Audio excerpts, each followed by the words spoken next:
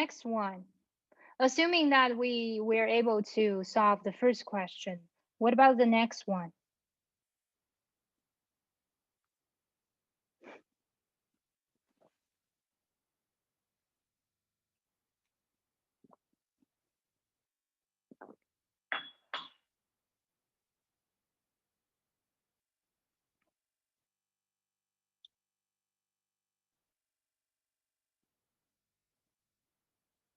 What do you mean it's a monoprotic base?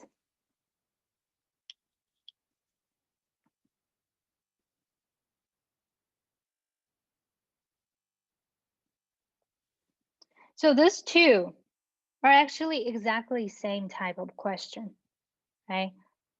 The idea is the same.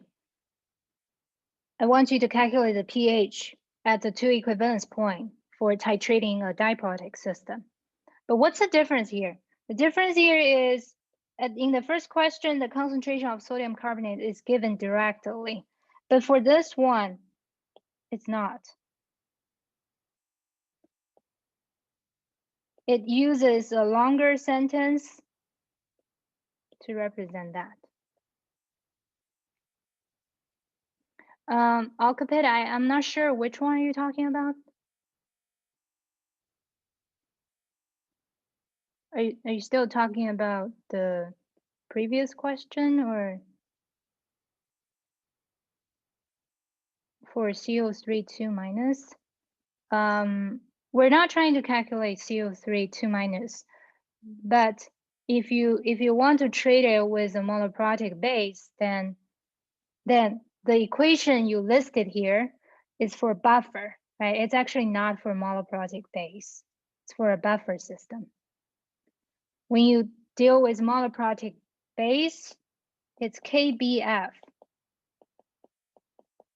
OH minus is KBF. Right? Now coming back to this one. So the question structure is actually the same. The only difference is you were not given the concentration of sodium carbonate directly. You have to calculate that before you can use that concentration. And where does the concentration come from? We know the initial mass of the solid, and this solid contains 20.40% of sodium carbonate.